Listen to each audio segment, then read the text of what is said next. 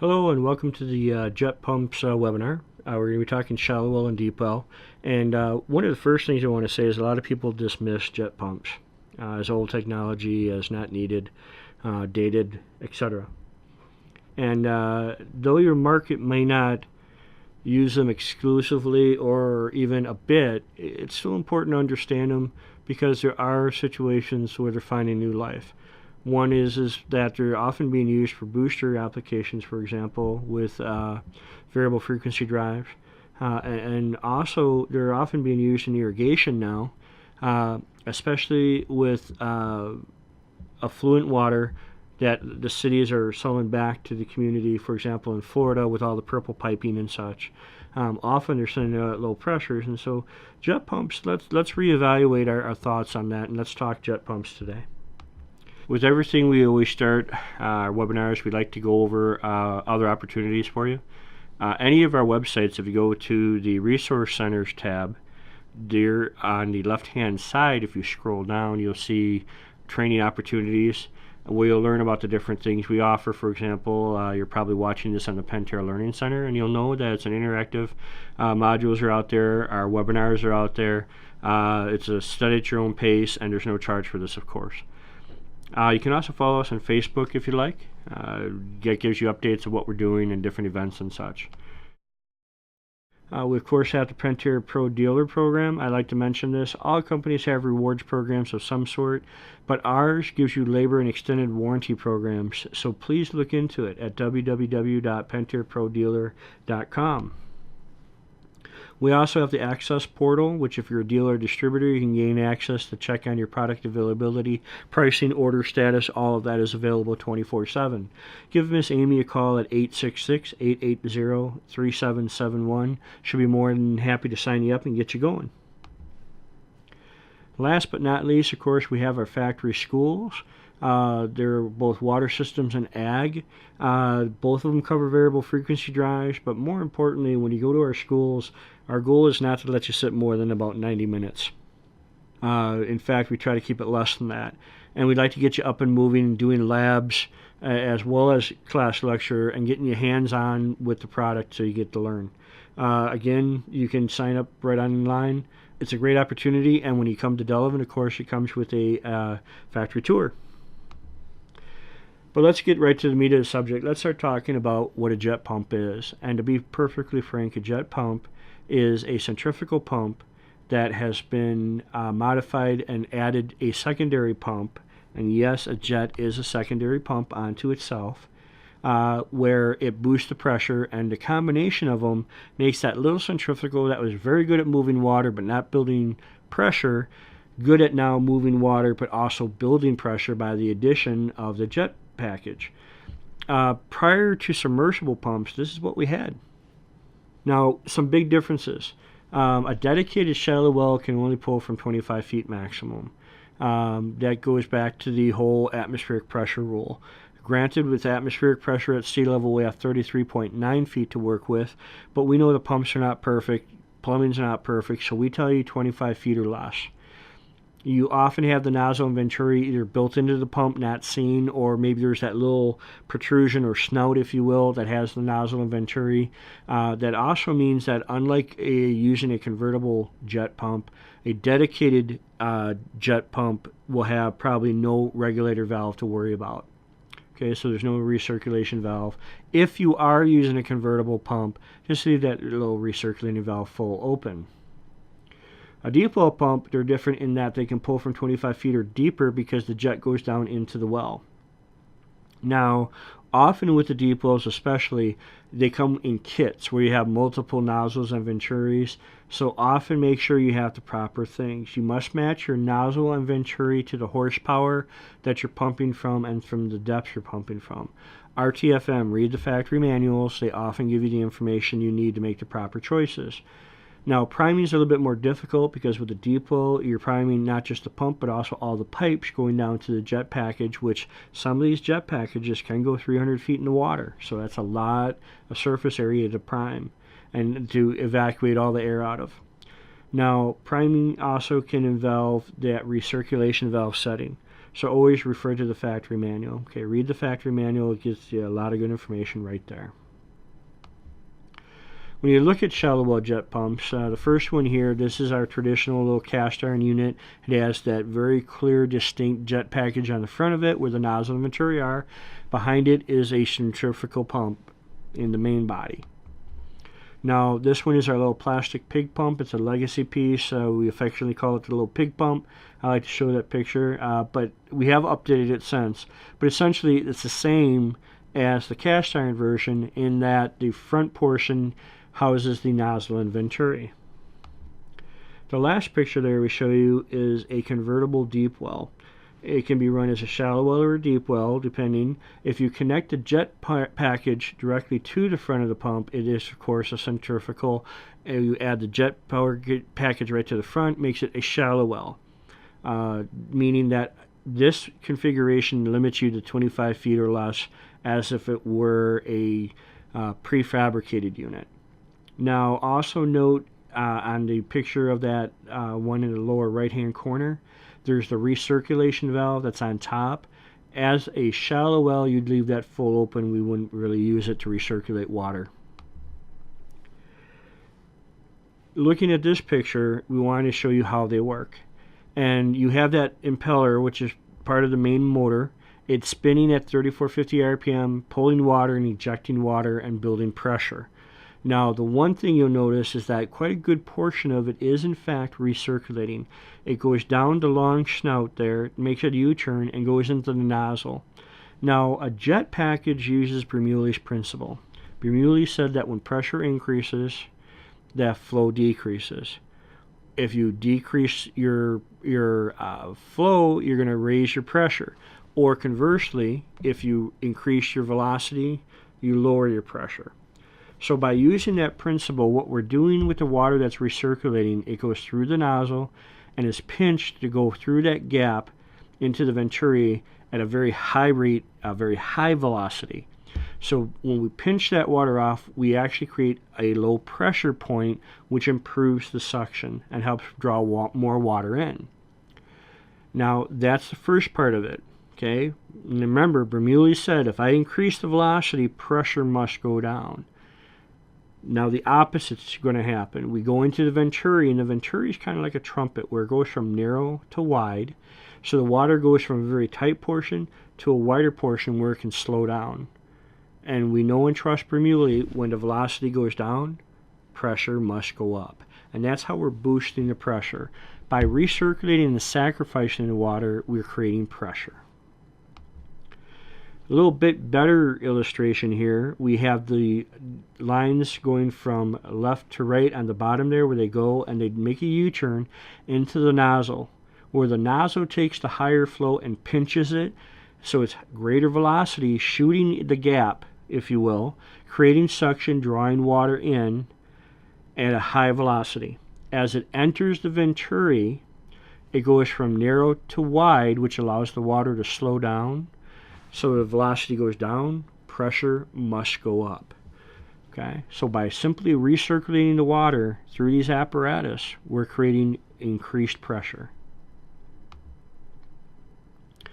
When you're hooking up these units to your well, be it a driven point or maybe an open cistern or a well casing, they're all principally the same way. Now on the left here we have a drive point that's driven in the ground. Some people use it in an open cistern, for example, to use it as filter, but typically these are driven into the ground.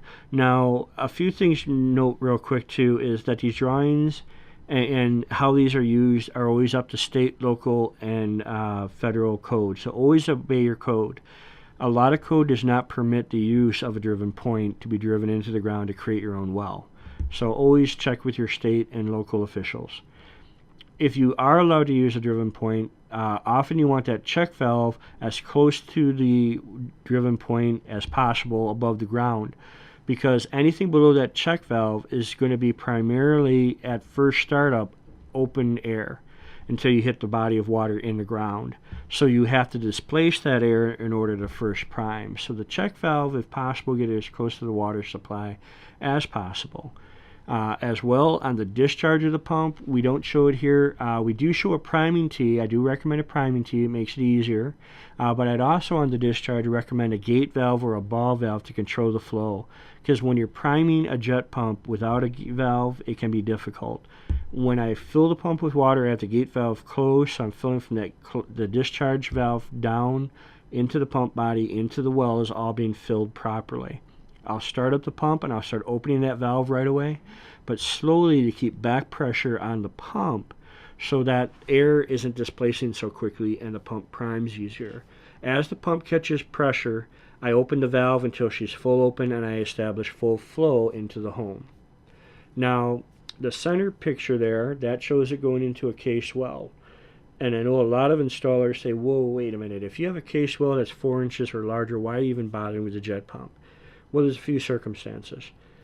One primarily being that if the well casing is damaged, crooked or such, you may not be able to get a 4-inch submersible down in the well.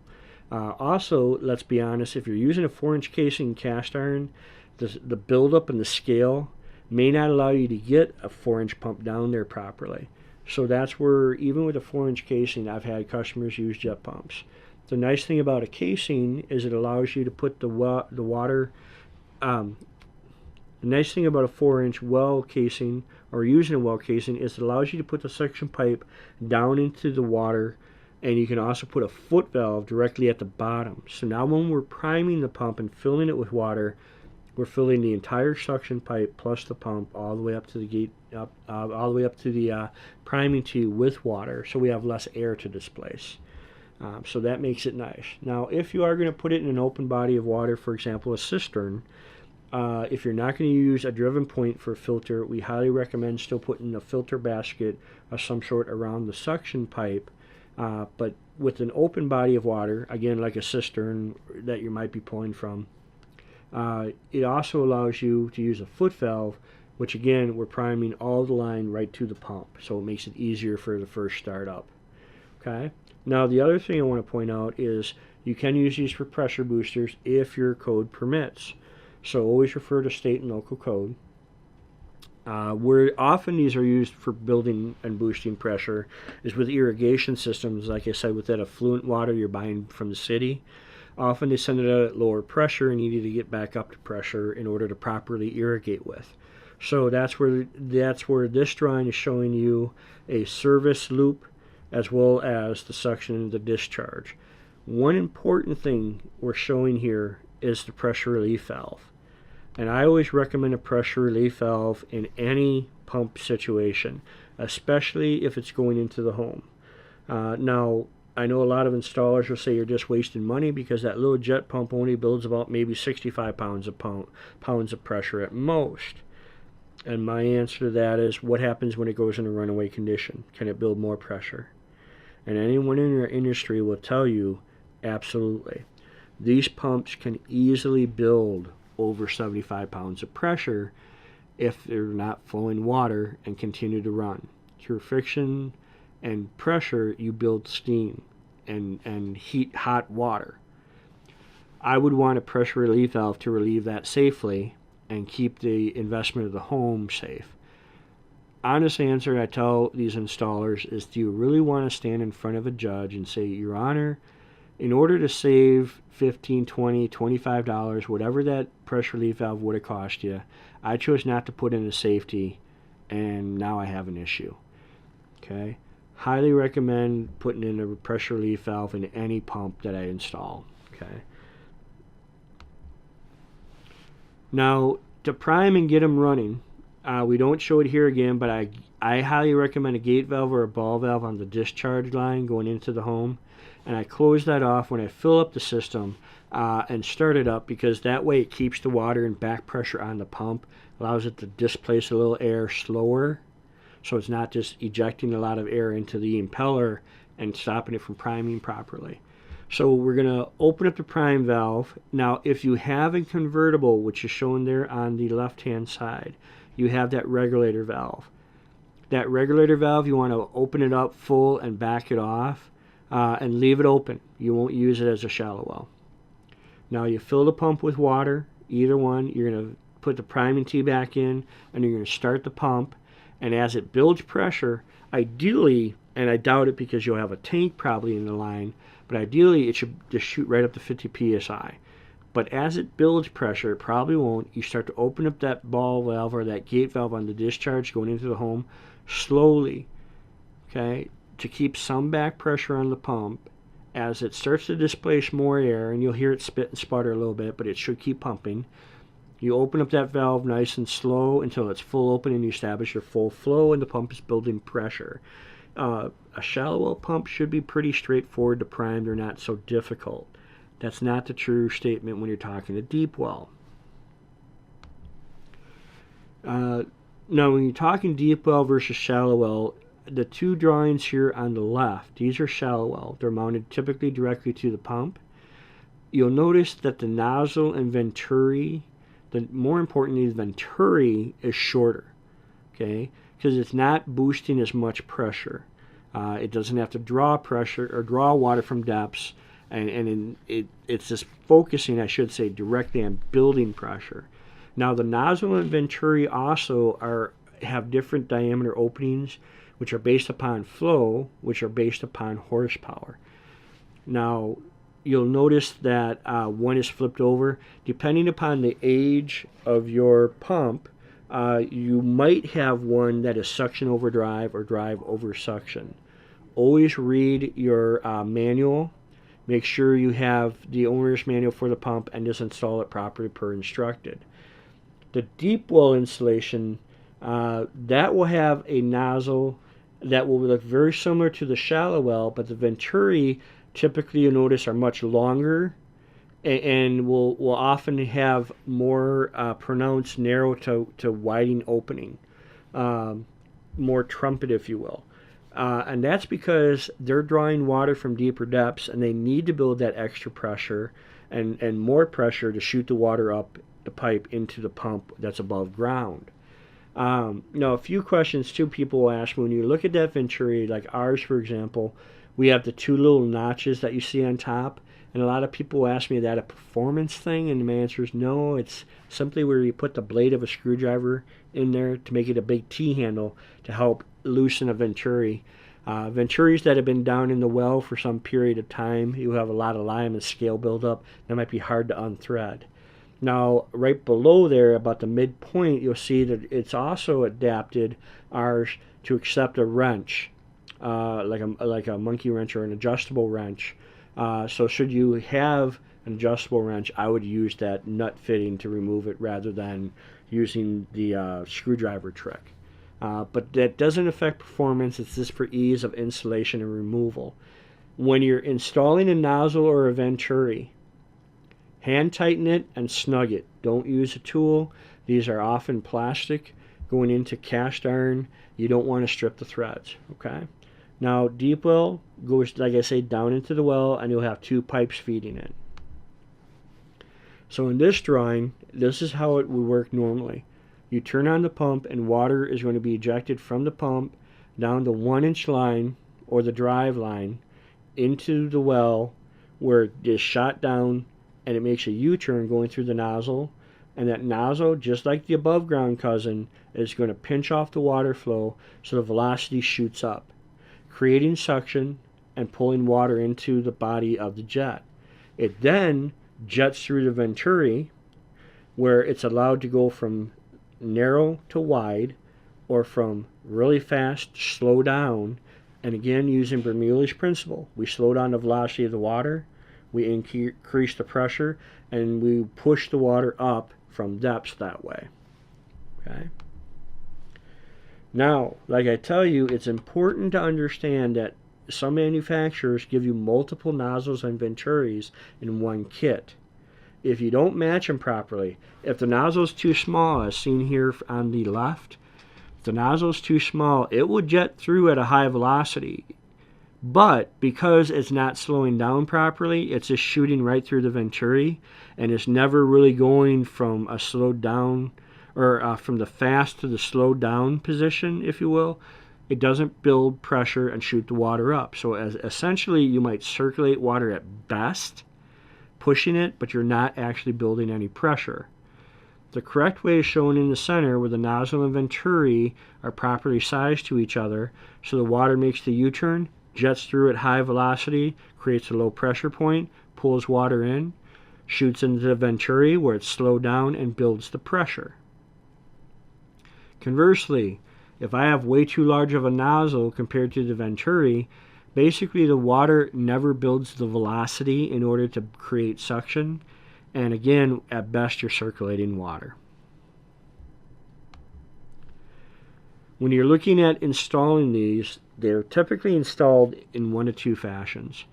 And like I said, prior to submersible pumps, the primary way we got water out of the ground was with a two-pipe system.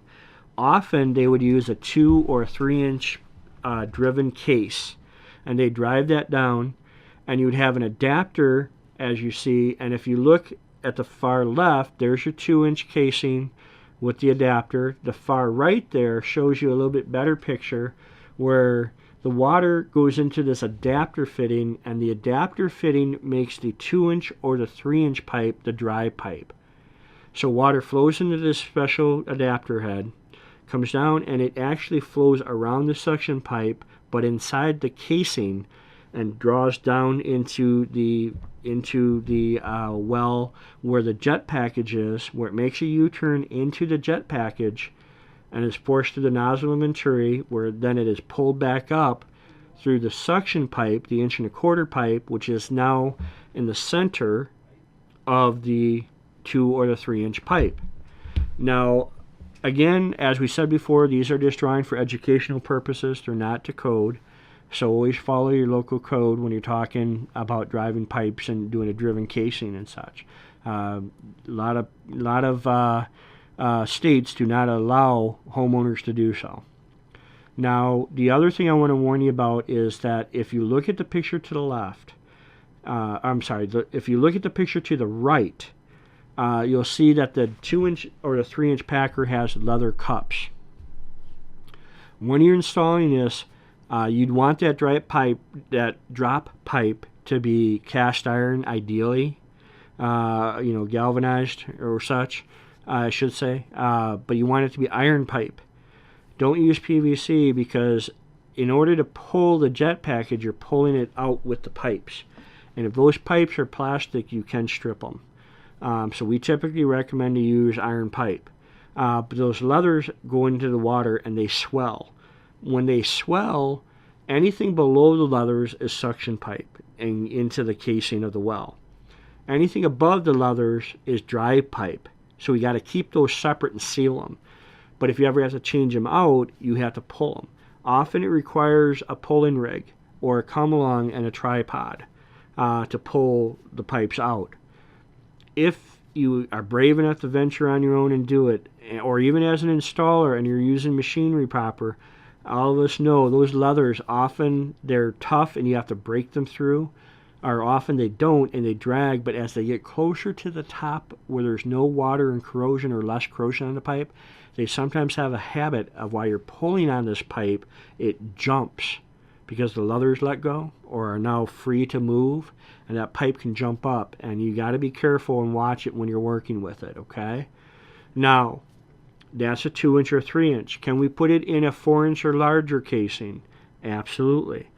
Now, especially with a deep well, it's not uncommon that as you're drilling that well or putting in the piping, it gets bent or damaged, and now the well casing is crooked, and you can't get a 4-inch submersible down there. That's where you can feed, even in a 4-inch casing, a jet package. But now you can use poly, because with a 4-inch or larger jet package, you're only supporting the water weight, the pipe weight, and the package down on the bottom.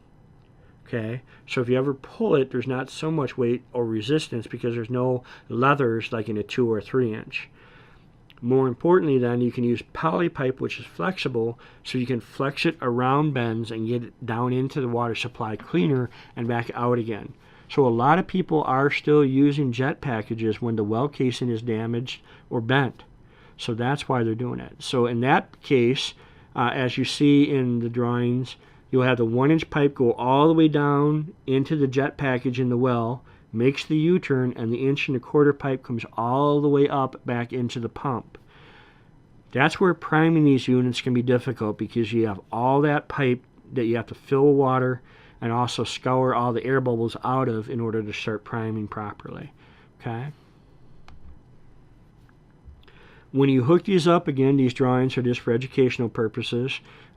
We highly recommend here I still use a pressure relief valve, which we'll talk about. But more importantly, one of the questions I get asked, and I'm showing two different setups here. One with a pre-charge tank, where you just plumb in as normal. There's no big issue. But the biggest question is, can I use an air over water tank with a deep well? And of course you can. You will have an AC and an air volume control, or an AVC port on the pump, which you then connect your air volume control to. And as long as you install it properly per manufacturer's recommendation, that air over water tank should work fine, even with a deep well traditional 2-pipe pump. What's important is always to remember to read the factory manual. There's a lot of good information in there, okay? Pressure relief valve, like I talked about earlier, it's cheap insurance. Make sure you install the pressure relief valve, okay? Priming, we always recommend a priming port outside the home where you can fill the pump pipes ideally, so you're filling the pipes, plus then you have to fill the pump. You can do it just from the pump, it just often takes longer to prime properly. Now, in this case, the regulator valve is going to be used. To begin with, make sure you open up that regulator valve all the way, take off your priming plug, fill the pump and the pipe all full of water till you start to bubble over with water. I give it a moment before I seal it up to let any air travel out, and then top it off if need be, and then seal it up. When you're ready to start priming, you replace the priming plug, and you're going to have to turn that regulator valve down all the way. You're going to close off the flow. Effectively, it pinches off and seals the chamber from even the pressure switch. So you got to watch your pressure when you're doing this. You're going to turn it on, and ideally, you're going to see the pressure jump. But often what happens is that pressure jumps up and then falls right off because it's pulling air and it's not pulling water as well. So you might have to turn it off, open up your priming valve, open up the regulator valve with the screwdriver, open it up and pour water in there until you dissipate and get rid of all the air that's trapped in there. And then until you just get clear water flowing out, seal it off again and put the regulator down all the way again. You'll turn it on, and at that point, hopefully after the second or third try, the needle will sway and start to build pressure and stay high pressure, and you'll start to back that regulator valve open. Okay? As you back that regulator valve off and open, you're going to get to a point where the pressure gauge will start to flutter a bit. That's telling you where your set point is, and then you're going to stop and give it a quarter turn to tighten down that regulator valve again, to steady out the pressure, and that's where we're going to leave it to flow. Now, what I often do also is I want to check the amp load on my motor, see where it's running, and make sure I'm not overamping the motor. So I will often while I do this, have my amp meter hooked up so I can read the amp load as well as adjust the regulator. The good question is how do I know if I open it up full open in a deep well and I never see it flutter, how do I know the unit's running properly? And I'll tell you, in a lot of cases, probably the 2 or 3 times I've actually installed a traditional deep well, and I admit freely I have not installed many, but I can tell you this, there's 2 things. One is that amp meter. If I open it full and I'm hitting my 50 psi and turning off properly, the pump runs down to 30 and cycles and continues to cycle properly, 30, 50, and turn off properly, I leave it set, as long as I'm not overamping the motor. So I always look at my amp load. That's the key. You might very well leave it full open, even in a deep well application, as you would a shallow well, but it all depends upon how far down the water flow is the water table is, and how the flow is established. So, to answer that question, Is it uncommon to open up the regulator valve all the way and leave it open even with a deep well? It's not uncommon. I've had that happen. Now, as we're talking deep wells, I like to point out a very important fact. The jet is a pump to itself. I told you that earlier. That a centrifugal, we added then a jet pump, which is a pump to itself to the system. By using Bernoulli's principle, we're pumping. A jet creates suction. So you can put a tailpipe 35 feet long below the jet package. Okay, why 35 feet long? Because atmospheric pressure, we can only draw water from 33.9. If I make it 35 feet long, I should never lose prime. I might circulate the water, but I should never lose prime. You'd also want a foot valve on the bottom of that 35-inch pipe to keep water in the system proper, because you're going to remove probably the check valve or the foot valve from the jet package and attaching this pipe. Now, what this does, let's say, for example, I'm running a half horse, and at my set point where I have the jet set and where the water table typically stands, I get 10 gallons per minute. So I'll get 10 gallons per minute, and say I set the water table is at 50 feet typically. At 60 feet, if the water table were to drop 10 feet, I can get 10 gallons per minute. I set my jet package there. I put a 35-foot tailpipe down there because a lot of areas have droughts. Down south, they often do this. So what this means is now the water table is dropped. It's now touching the jet package, but I sized it so that at that point, I'm still getting 10 gallons per minute. But now it drops an additional 10 feet below the jet package. If you're looking at this chart, at 10 feet below, I still get 80% of my rated flow, which means I get 8 gallons per minute. At 20 feet below, severe drought hits. I'm only getting 57%, which means I'm getting 5.7 gallons per minute. It could go as low as 29 feet. And as long as that pipe is sealed properly, I should still be getting 17% of my rated flow, which is 1.7 gallons per minute. Now, I know a lot of people will say, well, what good does 1.7 gallons per minute do if you can't really even take a shower? Well, that's where tanks come into play. If I have, for example, 220-gallon tanks side by side, they can each store roughly about 36 gallons of drawdown. 36 times 2 is 72. 72 gallons will give you a very decent shower. Okay? You might have to time it a bit. You'll have the pump kicking on to help satisfy the need as you're showering, but you're still functioning. So people in this type of situation use the tailpipe, they use tanks for storage, and they learn how to manipulate the situation or time the water usage and such so they can still have service even during a drought condition. Okay, so the tailpipe, they're often still used out there today. Now, often when you talk about some of these pumps, especially our vertical line, our vertical pump, the MS series, for example, in the Stay Right, you then have a regulator. And the regulator is a little bit different, but it's very much the same as the regulator valve that we talked about earlier. The issue is it just makes priming a little bit more difficult. In that, if you look at this drawing, the fill point ideally is right at the pressure gauge where you back off the adjustment screw so it backs off the valve out so water can flow into the pipes and into the pump through the opening of the pressure gauge, which if you know your plumbing is 1/4 inch.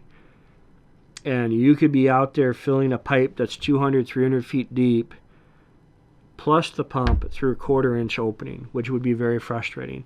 So what I tell customers when they have the MS series or these types that have a regulator, that's where it's key to have a priming tee free of this area that you can then open up the valve, pour your water in a much larger opening, and feed it down into the pipes and fill it quicker. Okay? So as the drawing shows here optimistically, and I kind of snicker at this drawing where you look at that regulator and you see the pressure gauge, and when you remove the pressure gauge, that valve seems to be a good 1 inch opening, and it's not. Trust me. So that's where I would have a T somewhere downline, and then beyond the T, my gate valve again, and fill it that way. So we fill the pump and the pipes going all the way down with water. We then seal off the unit, turn that valve all the way down to seal the flow off, to force the water to purge the pipe of air. So we're circulating water. So again, you might see the pressure jump up and then it slowly dive off. You'll know that you'll have to take, if you did it that way, the pressure gauge out, let the air escape, fill it with water until you get clear water again, replace the pressure gauge, or if you were smart, you do it at the T a little bit farther down the line. But you purge that water or you purge that air so the pump is full of water properly again. We start it up again. As she starts to prime, she'll build her maximum pressure. We start to relieve that pressure by opening up the valve by turning that counterclockwise. And we're going to get to a point again where the needle will start to flutter. When we do, we tighten it down again to steady the needle. And again, I would have an amp probe making sure I'm not overamping the motor. If you are overamping the motor, you might want to tighten it down even more to restrict a little bit more flow. Or open it, depending. So you might have to play with your adjustment there. But you want to monitor that.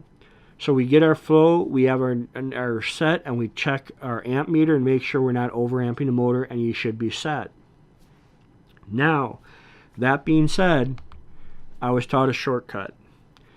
When you're filling the pipes and you have a gate valve on the discharge, which we don't show in the drawing here, what one customer taught me was he takes a drain cock and removes the pipe plug, the drain plug, and puts that in its place. He then gets a hose barb fitting that fits into the drain cock and threads that in, and he gets a length of hose, rubber hose, and a 5-gallon bucket full of water. And so he removes the drain plug, puts the drain cock in, puts the hose barb fitting in, puts the hose into the bucket, and the bucket's full of water. When he turns on the pump and starts opening the valve and it's scouring the air out, he's also drawing in a fair amount of water to help purge it. So by having that gate valve down the line on the discharge closed a little bit and opening it slowly, we're helping keep back pressure in so that this bucket can pull water in as much as it's pulling air in and hopefully not lose prime. And you often can prime this pump on your first try. Now, I was a little skeptical about it until I saw it in practice, and I'll tell you, it works pretty slick. So this is an option for you. The thing to remember about any of these pumps is that there's still good usage out there for them, okay? Now, when you also look at these drawings, creativity will kill any plumbing system. Now, I don't want to get into a whole lot of details on this one, but the long and short of this one is the customer had a shallow well, and then he had a deep well. And as the deep well, or as one of the wells was losing its ability to give good gallon per minute, he had a secondary drilled, but he wanted to use both in case of a drought condition. So he's trying to use a shallow well, but if you kind of read there a little bit, he's also using a deep well package down the old deep well. Well, what he's really created here, and I've just advanced here for you, is he's really created a plumbing nightmare. Okay? Don't try to mix and match. Don't try to be creative. Okay? If you have a well that's failing, it's going to fail eventually. You have a new one built, and a lot of state codes will tell you you can't drill another well unless you seal off the other well. So first of all, again, always adhere to local, state, and federal code. Okay? The other thing is, don't be overthinking the situation. If you're going to put in a shallow well, okay, stick with a shallow well pump proper. Don't try to be overly creative. The other word of caution, I'll tell you, and I'll have other pictures to show you, but if you've ever taken my friction loss class, 9 elbows equal a plug. Okay? If you look at all these fittings, his friction losses are just having his lunch too. So creativity is great if you're an artist, not as a plumber or not as a plumbing or as a pump professional, okay? As we're winding down, first of all, I want to thank you for your time. Also note that all of these webinars are often what people are asking for. So if you have ideas or thoughts for other webinars you'd like to see, give us a shout out at training.institute@pentair.com. I would greatly appreciate it. In review, jet pumps are still out there, they're still being used, and they're still of good value. Don't overlook them.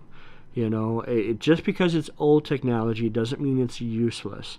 Also, when you're often dealing with technology you're not familiar with, if you're having to install a depot and you haven't done it for some time or you've never done it, read the factory manual. There's so much good information there. And most importantly, on the back of those owner's manuals, there's the helpline often that gets you to customer service, to people like me and all the people I work with here at Pentair that are more than happy to help you. Have a great day. Thank you for taking time to learn about jets, and we'll talk to you later.